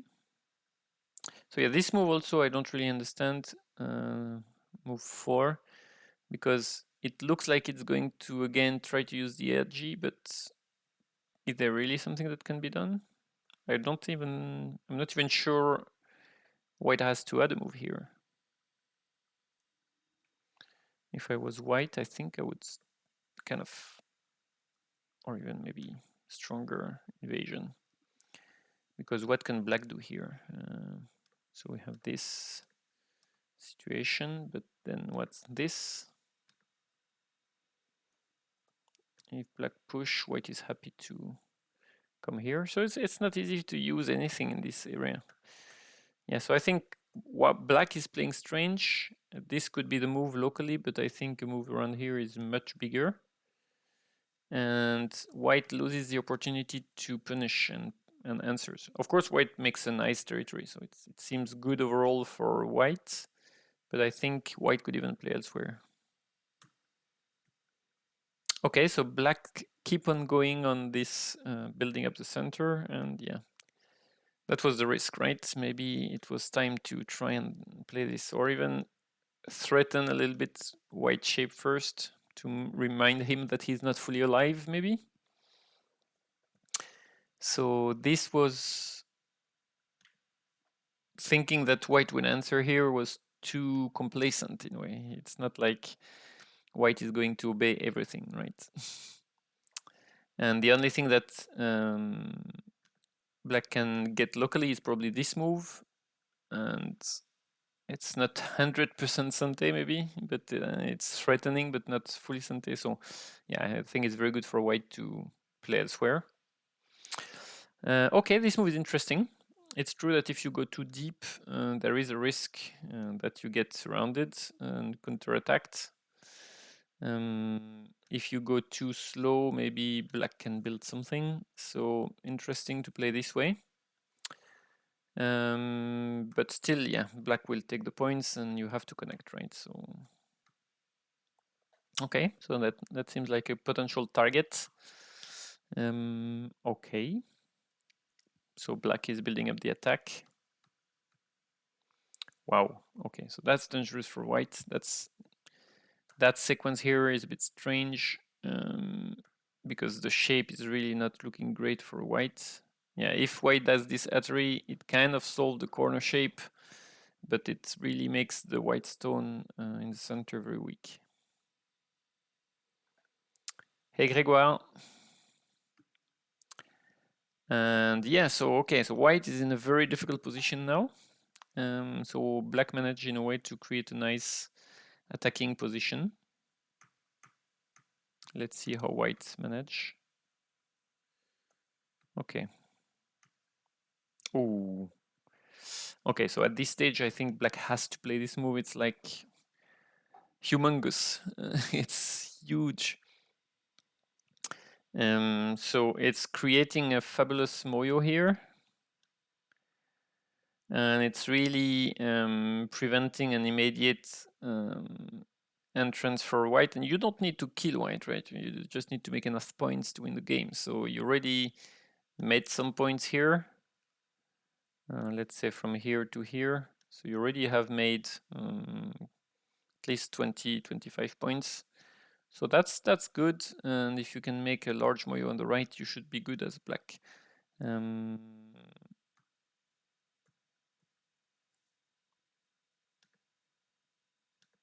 So this move plays from the strong side. So that's what I don't like is black played 6 move to build a center around f6, j6, and now is adding a move in this area like if this wall was not strong enough. But if this wall was not strong enough, then it probably shouldn't have been played initially. So, oh, and white answers, okay. Yeah, so that move is big, is huge in terms of territory.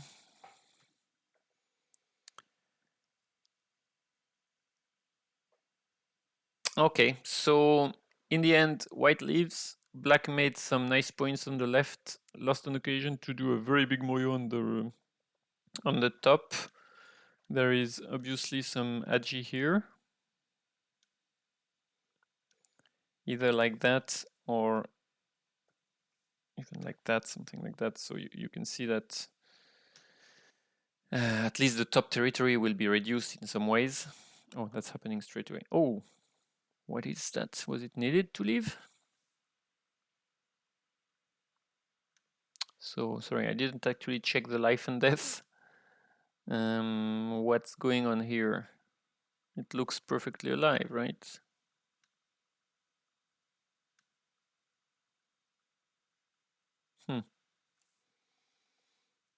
Okay, so I guess that was the problem here.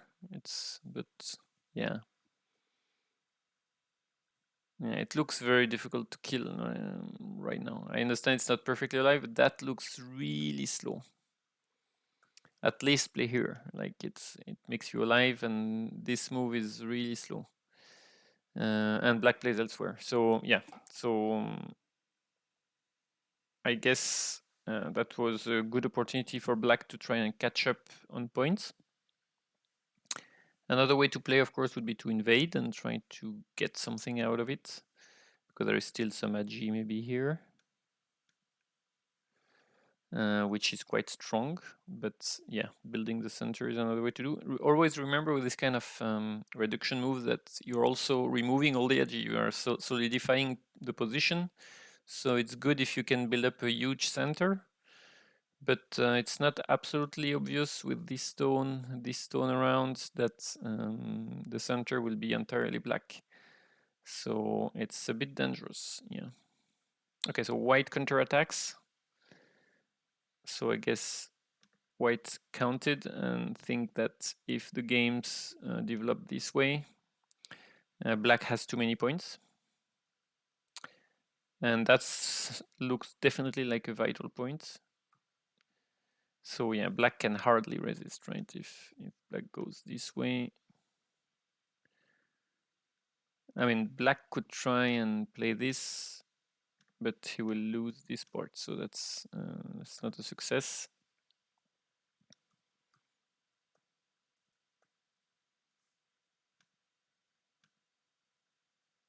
Yeah, even maybe white can try something like that. I don't know.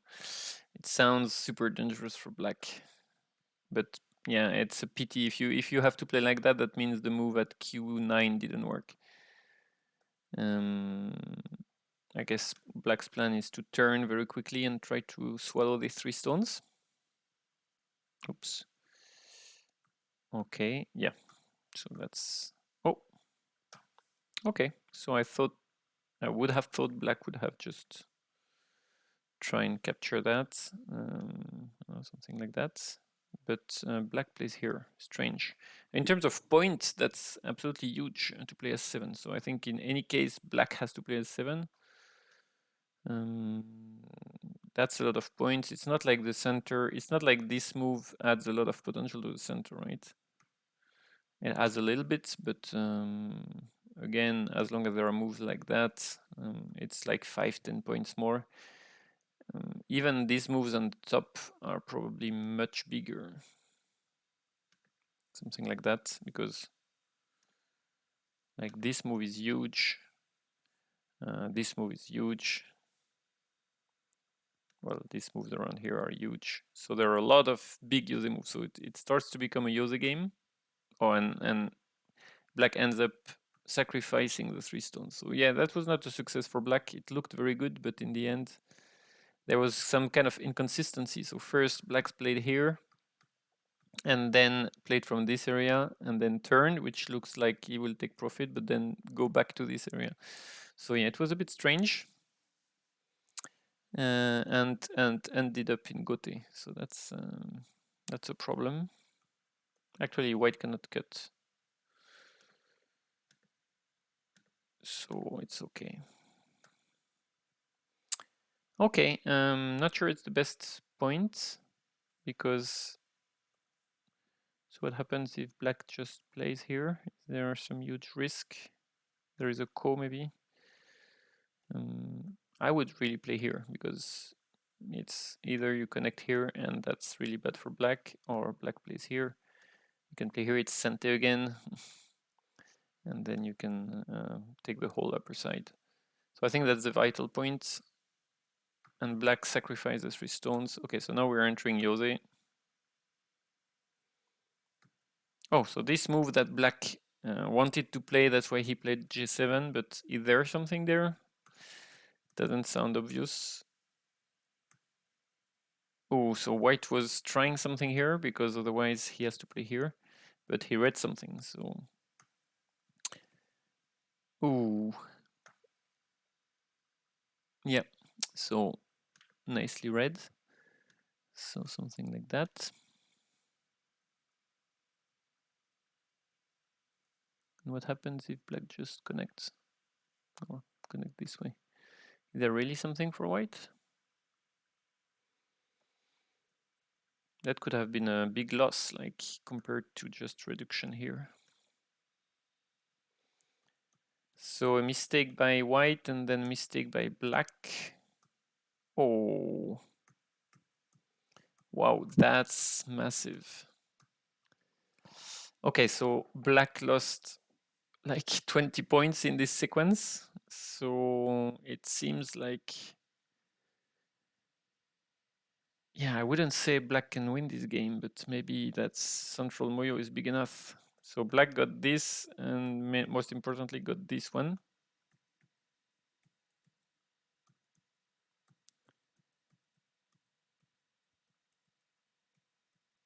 Oh, so that's another small mistake. So you have 2 liberties only, whereas here you got 3. So this becomes much more problematic for white. It will take more moves.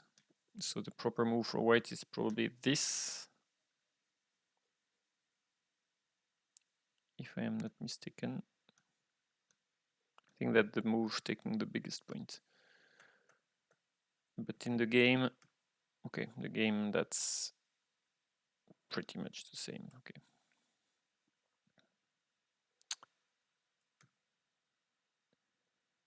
Is this the biggest?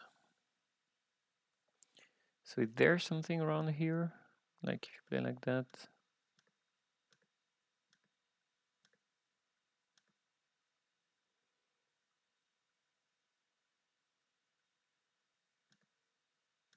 I don't think there is anything, but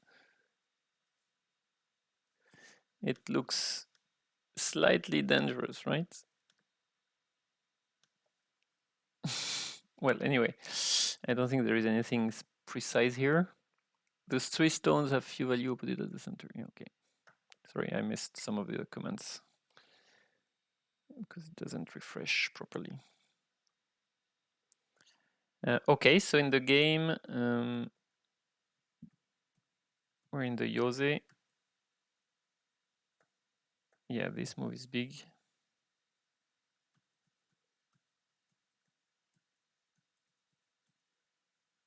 Oh, so are we gonna see this sequence?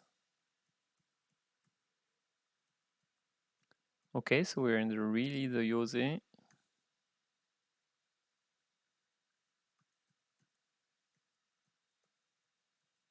Yeah.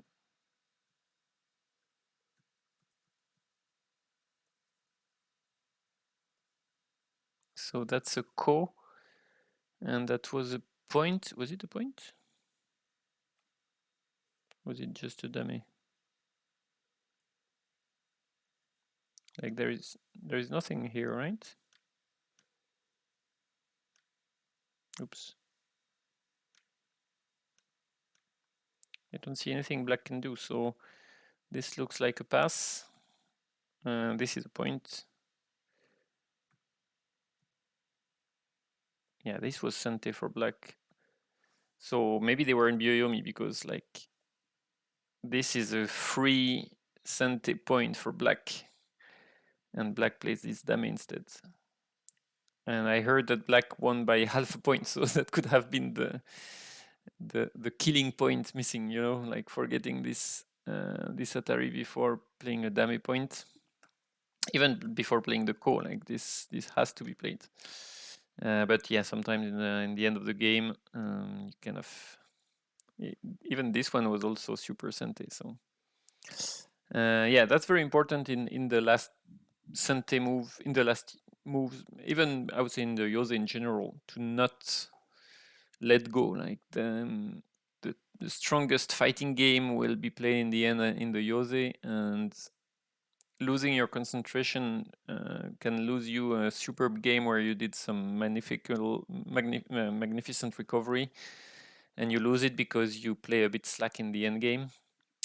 That's look at this sequence here by White, for example. It's already the Yose in a way, and just losing the concentration here, one move, and boom, you lose like 30, nearly 20 points.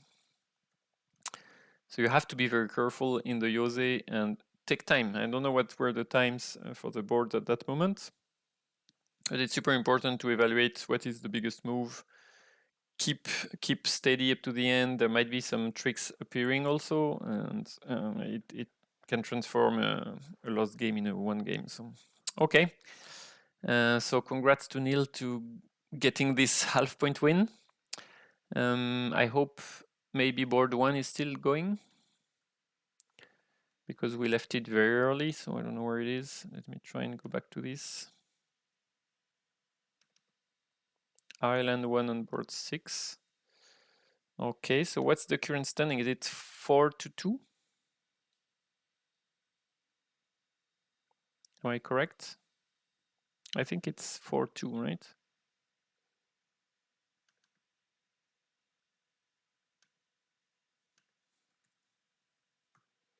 And there is board 1 still going. That might be the last one. So let me go back to this interesting first game.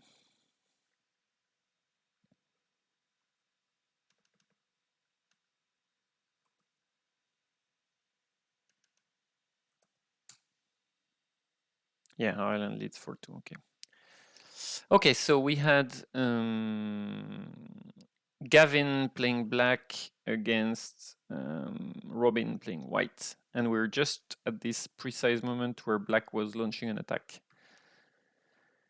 Okay, so that's an interesting moment because black, by playing this, kind of decide to sacrifice the white stone. So in a way, he immediately gives up the attack to go back on taking territory. I'm really surprised.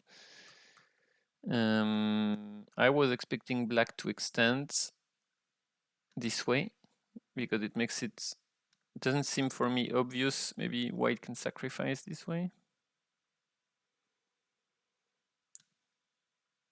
But yeah, it doesn't seem obvious to me that this is really better for white than on the game.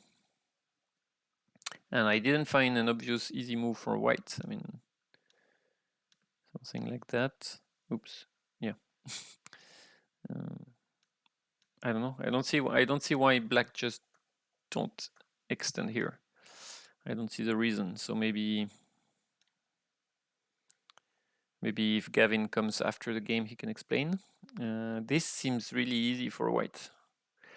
And now I really like white. I already liked white before this invasion, and I like the fact that black was launching something a bit harsh on white. But here, white is stable in the middle of black's moyo, so this makes, hello Ryokarama, this makes this move and this whole sequence where black build up some strength a bit strange, because then what was the point if white can stabilize that easily? So now black is pincering this stone, but yeah, white has no weak groups. I think he's very happy at this stage. So yeah, you know, probably there is a sequence like that, like that. It's kind of tricky where you can play this kind of move. With this stone at R12, I don't think it's a great sequence for black. So black plays more simple for white, but black plays more simple anyway. He plays a very, very stable shape, and white can counterattack on the black stones. Okay, so black tries to stay very flexible. So black made some points in the top right and made some points in the bottom right. But as I said, white is stable everywhere. We can even slowly see a kind of central area for white, which was supposed to be weak groups, but now they're slowly starting to look like nearly an influence zone. And black is under attack, so let's see how white handle that.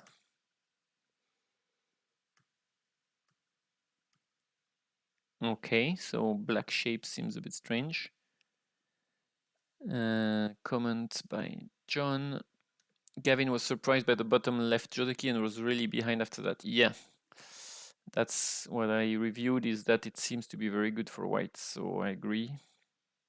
Maybe we can go back and see what's the proper move for black, but this seems also a bit, you know, overplay by black, like at this stage. And I think this move at in the right also is not good, so black is far behind now.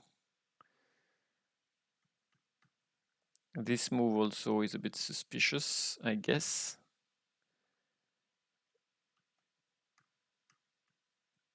Okay, so black is trying to get out, and white just says, I don't care, I just want to build my center. So very, very strong play by white here.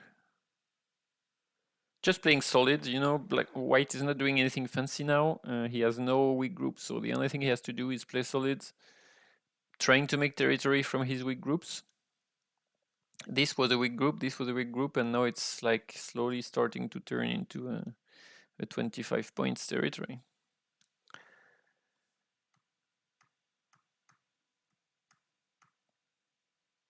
Okay. Not sure to understand this move either. So, of course, black is not alive yet, but I would maybe go in this area. Well, I guess black wants to keep this white group at M15 not alive, but now it's white's turn. So if I was white, I would just play super safe, something like that, connecting everybody. Seems good enough. Okay, so white will try to surround the center.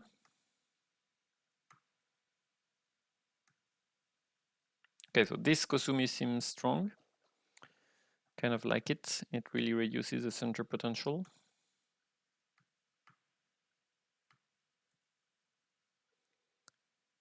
Is this black group alive? No. Yeah. Okay, so white has built an incredible area in the center from what was initially a strategy where black wanted to attack. So black was really successful here. White was really successful here. The only good news for black is that all his groups are now stable and lively, I would say. even if technically this black group is not yet alive. Actually, it's really not alive. But there is some potential for black to cut and create some confusion. So, okay, black starts this way, which is interesting too, to create some weaknesses, and then go there. Okay. So the question is, what happens if white pushes and play something like, yeah, not just connected, but that's additional point for white on the top. So, and white doesn't need that much, right? He can probably take first a Kosumi like that to get stronger on this side, potentially take the bottom. If black pushes, it just take the center. So white has many options. Robin has just won the game. Okay. It seems super difficult at this stage. So black is trying an all-out attack, but yeah, this looks a bit desperate, right? It's so at this stage, if you want to stay cool, you would just erode like this. But white might just even have enough point just keeping here a smaller center, because if you look, black points are really like just this corner and this corner, and just this area here is probably enough to balance the other corner, so it really sounds difficult for Gavin. Hey Robin, no problem. My commentary is what it can be. I'm not professional, so I'm trying my best. Is it Robin from board one, right? You played a super strong game, really. Like, we are reviewing it now, and yeah, it seems you took the lead in the first Joseki on the bottom left, and then your opponent gave you a strong group on the right, and since then you build up a strong center. So can black do something better here? So first of all, I guess black should cut without pushing first. That's very difficult. Maybe this move was not enough. Honestly, at this stage, it's very difficult to see what black can do. Too many strong groups from white around. The fact that white could add this additional layer of strength here, really difficult. Yes, the right sequence, yeah. Do you agree that this move here was really surprising, right? I was expecting this. And then you have to fight a little bit for the connection of your stones and to do something out of it.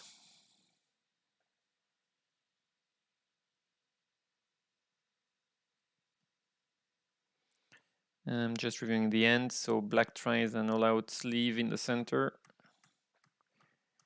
Does it end up in a big kill? It's actually not so easy to kill, right? So that's a dangerous bet. I think Q8 was strange in general. Q8. Yeah, I agree. Q8 was a bit strange. Okay, so that's, you know, white doesn't even try to kill everything. He just have enough points.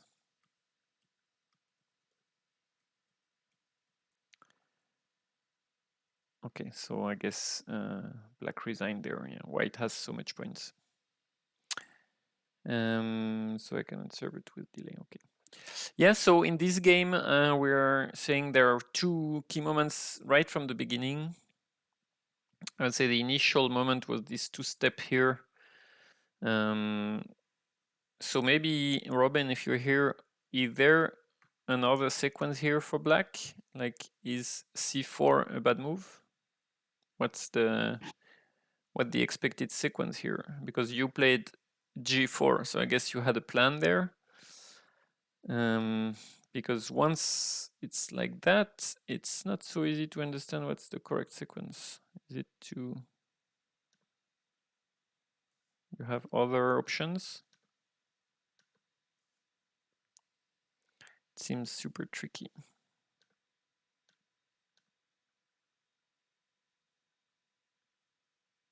Maybe this?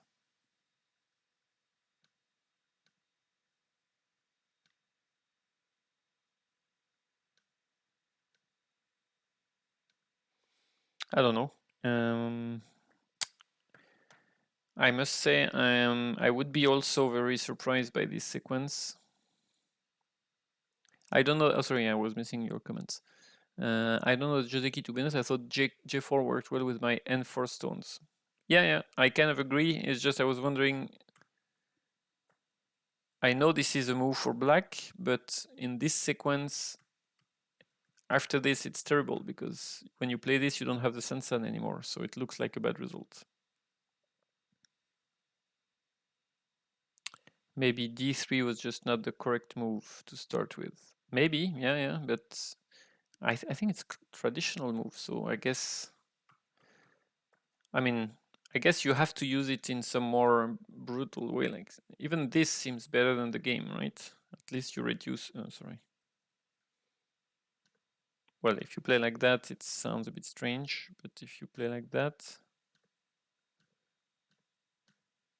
I don't know. Doesn't seem great either.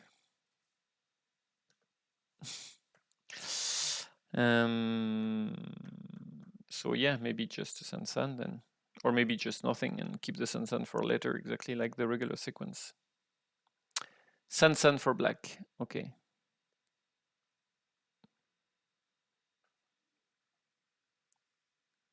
D3 is fine.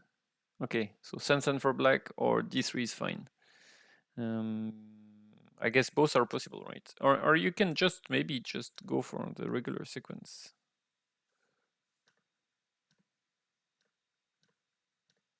Like, what's the problem? The problem is that you can take more points because this sequence still doesn't work, right? Black can still take the Sansan, so it's probably more or less similar to the original sequence. If you play a Sansan now, what's the deal here? So if you go this way,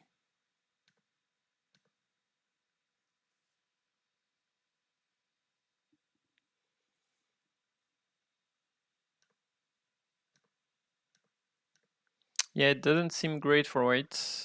So I guess white has to, or just Enoki at this stage. Yeah, still it's, I like this sequence.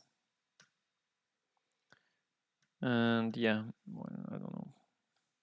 I remember seeing a game from, was it Prakyun or maybe, I don't know. And they were playing this sequence and it actually even they got in a strange shape that was unbalanced in the end. So I guess this is really a tricky Joseki. Maybe you can try something really complex like that. Hey, what about this one? Is it interesting?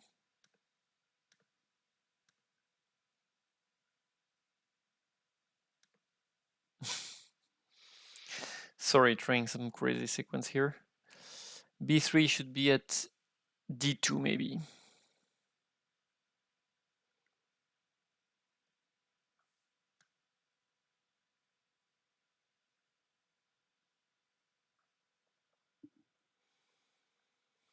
Yeah, well, guys, I think we'll have some study to do at homework and some homework to do to study this because otherwise next game against Robin, you're going to get tricked again.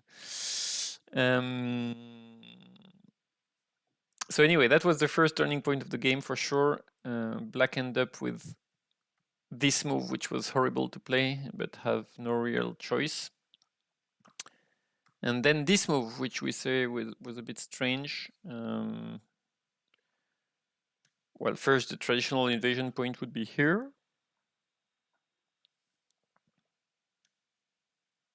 Oh yeah, that was what I thought. Yeah, at least get B2 and B3, I agree. Yeah, so that's the sequence from Robin. So yeah, I was talking about this move. Actually, if black plays this way, I'm not so sure what is white answer. So if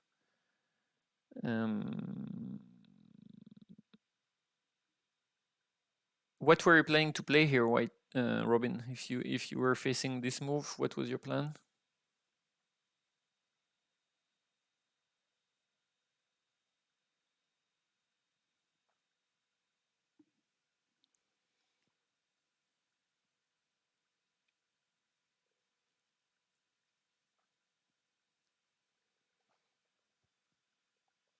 Wedge. Wedge.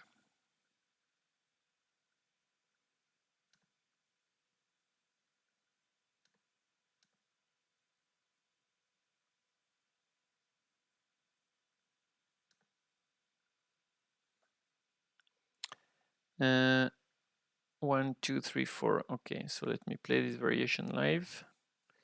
So just this. Hard for black to move out, I feel. Maybe you're right. Let's check. So this turn, double honey.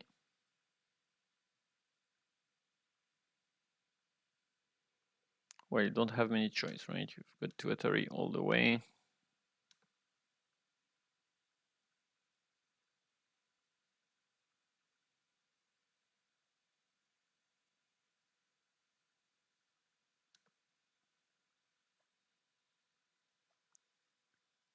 Yeah, I think it's not so easy, right?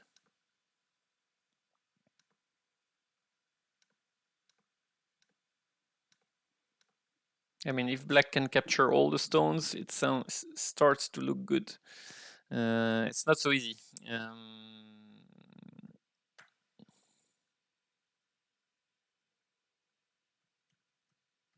And it's like forced lanes Atari all over the place. And here, as white, you cannot just let go, right? So you have to push and cut. And yeah, not many options.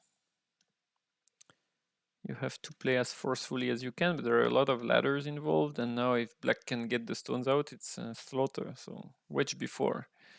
You mean here? Oops. So here, right? Actually, this move is interesting too. Black doesn't have much choice. And then the problem is maybe he can play here.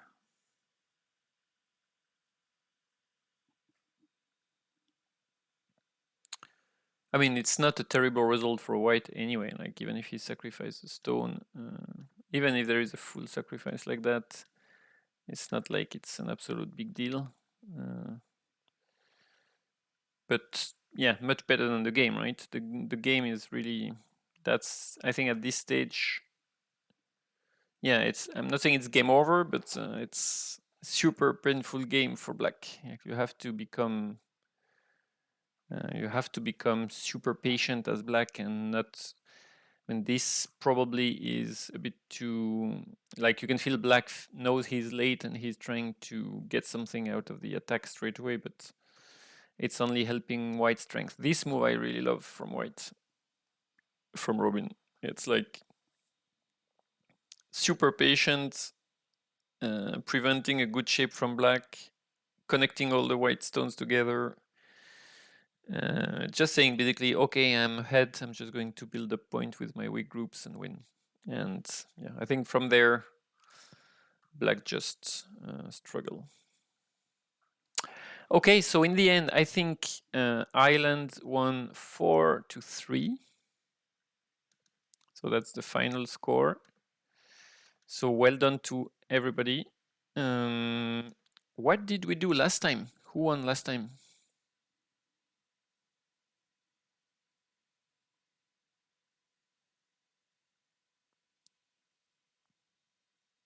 Sorry, I've got a lot of lag. I can't remember who won. I think you might have won. So if that's the case, as somebody pointed in the chat, we are probably tie, right? So we have to do it again. But yeah, that was a great set of games. The 4 we have reviewed were really massive. 2 of them were super heavy fights, so very difficult to comment because they were like only shape and chase, and so very, very interesting, but very difficult to comment. And this game was more about direction of play, and the last game also was very interesting. So I'm actually interested to review maybe later Steven game, who came back from giving black a very large moyo and managed to win the game in the end. So I want to review that, but it's a bit late now. Yeah, comment alone is a bit hard. I agree. I prefer if we can next time do a duet again, because we did it last time and it was more fun. And I'm not as strong to review games as Robin, so maybe next time we'll do it again together. Thank you so much, guys. I'll stop the streaming here. Thank you for animating the chat, and see you soon.